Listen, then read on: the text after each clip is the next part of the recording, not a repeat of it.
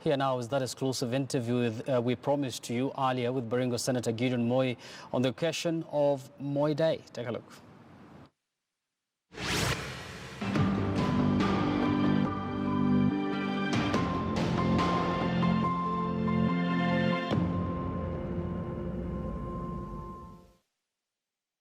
Na kama vile nilivyosema, siku hii Moi Day ni kutumikia, si siku ya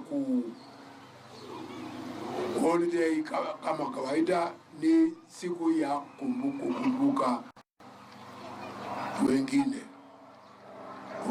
wengine, na endeleeni hivi. Siwezi kusema leo siasa sana, kwa sababu mambo ya siasa ni wakati wake.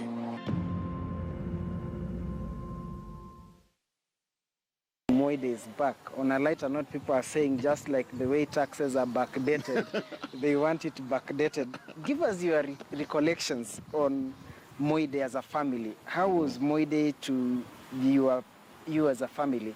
Just if you could give us that recollections, and do you share sentiments Kenyans are demanding backdated, the days they missed this day? Kenyans are a unique lot, as you know.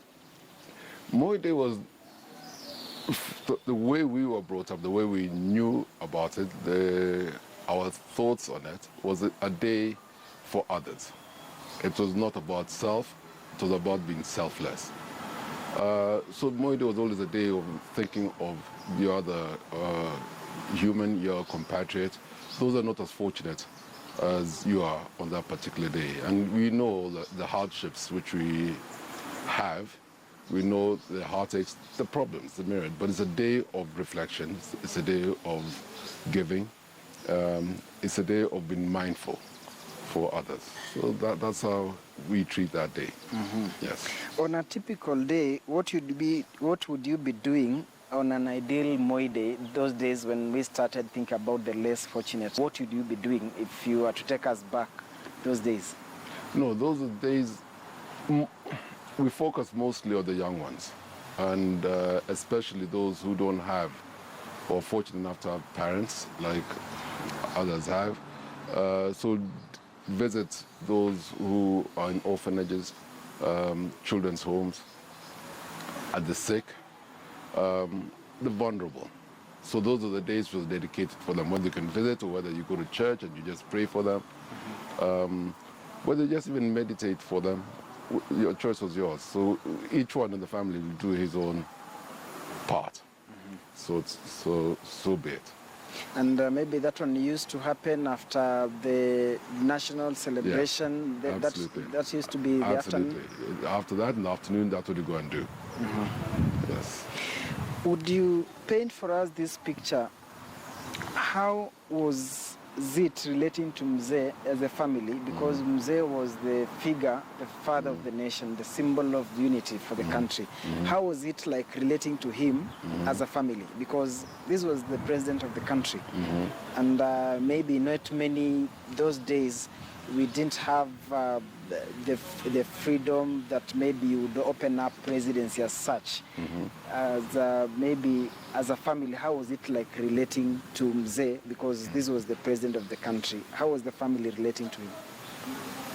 Like any father, son, daughter, father relationship, we had that. And the days always begin, obviously, with a prayer, with songs, our Christian song, and again, discussions on the day-to-day, what's going to happen on the particular day. But as I said, to us, it was particularly specific to selfless. So the whole family, all of us knew that. So it was, and everybody accepted, and we internalized it and went through it that way. And likewise him. He's a very selfless man. So to him, it was normal. For others always. Mm-hmm. Yes. So the family never felt power when he's home, because you'd feel power whenever President Moi's name would be mentioned or he'd be moved around. So the family never felt power. No, it was he's very humble, but very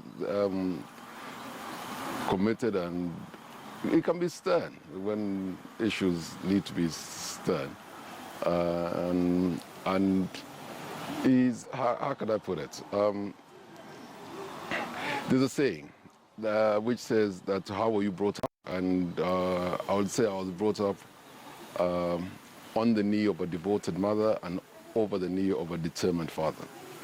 So that was the way it was. But he never brought the office or the outside to the house. No. He didn't do that. He was a normal father, the way I know it. Senator, there's something you've mentioned that he can be stern, and he was a disciplinarian, and of course we know that you are the youngest. Did you ever run in trouble with mzee? Is there a particular time you ran in trouble because you said he can be stern? Maybe there's something you need to tell us. No.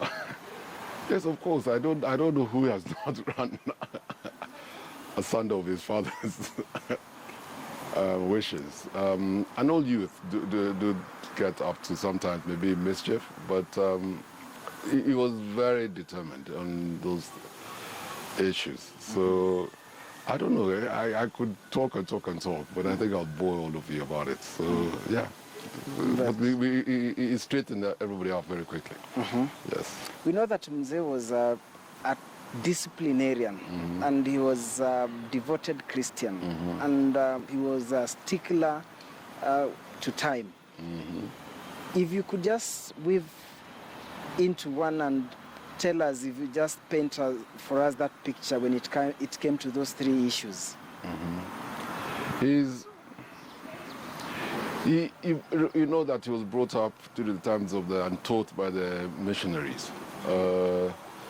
He's ingrained in himself the Christian values and kept them from the time he was baptized as a young man all the way to today. And that has never wavered in his beliefs. And that comes with commitments, and that comes with a whole load of a way of life. And he took Christianity as a way of life. So he conducted himself that way and brought up his children to the best of his ability, of course, in that way. So it is the value of hard work, the value of truthfulness, the value of being fair.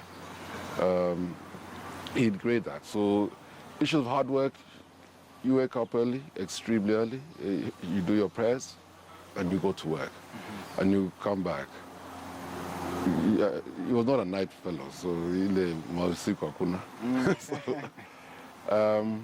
but yes, he had those, and still lives to those, and simple life again, the Christian values, that you just take what is needful. No wastage. So, he was not a fan of 3-4 course meals or things like that. No, very simple meal. Yes, everything was simple in his life, and kept it that with the basics. Where he said, by the way, you'll get the most happiness from. Don't complicate your life. Okay. Yes. We're talking of his simple meals. What is his favorite? What was or what remains to be his favorite when it comes to meals? I don't know. In Kalenjin, we call it sake. It is greens, and of course ugali, and mursik. Yeah. Yes. And then, what are some of the issues you would tell us you learned from mzee, and you still live by them, that you feel it is one thing that you picked from mzee and you live by it? Honesty, the issues of integrity, the issue of selflessness, and being in touch and being with the people. Those are the things I think which came mostly. And to him, it was always not his caliber, but the fellows who are not as fortunate, because they make up the broadest base, especially in our country. Yeah. And mzee had ways with words. And they remain memorable. We call them punchlines. More so when it came to calf remarks. And even long after he left the political scene, people would still run with them. You seem to also have way with words, with your English and vernacular. I mean, how do you go about with that, and how do you get your way with words? Because Mzee had his own style, and now you have your own. Your English and vernacular is what people seem to enjoy most. No, he was much better than I, obviously. He is in a league of his own. So I just trot behind him, trying to keep up with that. But it's natural, I think. It comes naturally if you can. But there's some days where you're completely lost for words. It happens. It happens. Yes. When it comes to English and speaking in local dialect, you beat many hands down. But Kiswahili, there's this word, Baringo ya keti. Is it true? Did you ever have a word, Baringo ya keti? They claim Baringo ya kati. That's why I'm known for that one. Yes. No, when I came, I couldn't speak Kalenjin or English. So I had to learn on the job. So God was gracious and I had good friends and good colleagues who helped me along going, and some other managed to reach. Yeah, so I do, once in a while I do say, kati.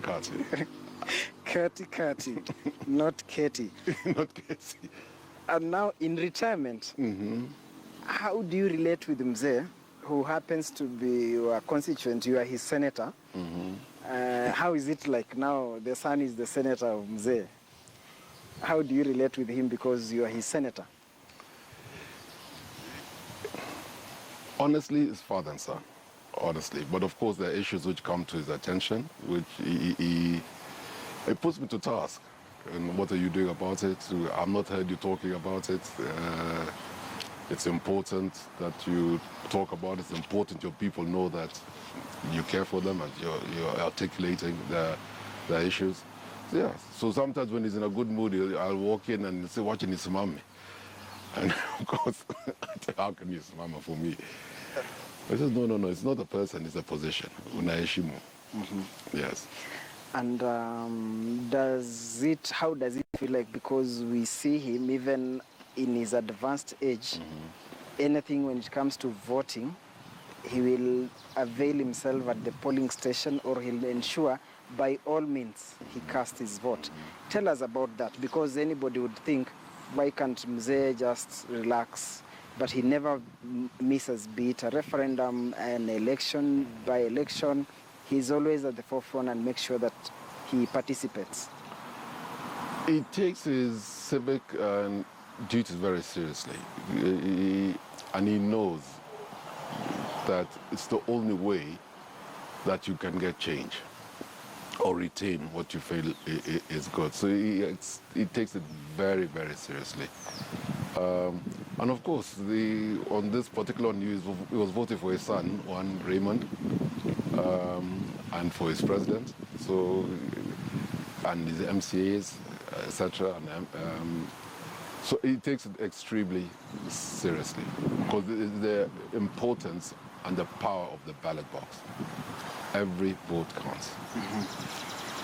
The fresh garden flower that was his signature. Right. Tell us about that. He's always had it, and I think it's again what I said, the missionary upbringing and the English as well. It's an Anglophile in him, and he's very smart. To date, and he has his garden, and we pick the roses. He's got his flower farm now, which makes it much easier. And once in a while, even we wear it. It's good. It's smart. Very smart. Very stylish. Your hobbies, maybe. What are your hobbies? What do you do when you're not on the political scene? What are your hobbies? I spend time with my family. We of course, as a family, with my boy, Polo. We love horses. We're passionate about horses. And then, of course, my son does motocross, enduro. So we ride bikes, Bundubashin going up in the Rift Valley. And of course, touring around and farming. At the end, we are pastoralists. So to us, ng'ombe, gamia, all those things, part of our day-to-day culture. Yeah. And finally, Senator, you will pardon me, but Kenyans would want to know that I had an opportunity to sit down with you and maybe why I didn't ask this. Yes. There's a lot of speculation. What can you tell us about you and the DP as we wind up? Oh, good. Seeing that it's going to be Moi Day, and I have to be very selfless in that. There's no issues. We've known each other for a very, very long time. He has his ways of doing things, I have my ways of doing this. He has his visions, I have mine. So if I was to give a parting shot, I'll just say I love him as much as he loves me. Yes. Well said. I don't know whether you'd want to touch anything on the referendum, but on my side, I'm done. It's now no longer the question of if, but it's when. As I said, it was inevitable. It's inevitable. There are changes we need to do. There may be some tweaks we need to do. But we need to give it to the wananchi, to the people of Kenya, to decide what is it that they want to change. But whatever we do, the main issue is that we must do that which will not, every 5 years, we take Kenya to the brink. So what is it that we need to change? What is it that is too heavy? What's issues of the wage bill? How can we juggle it? But at the end of the day, let all of us decide and discuss it and have a vibrant conversation on it. It's good. It will be good. And then looking forward to seeing everybody at the ballot box of referendum. Well, thank you very much. Thank you very much. I really appreciate your Be time. blessed. Thank you. Thank you.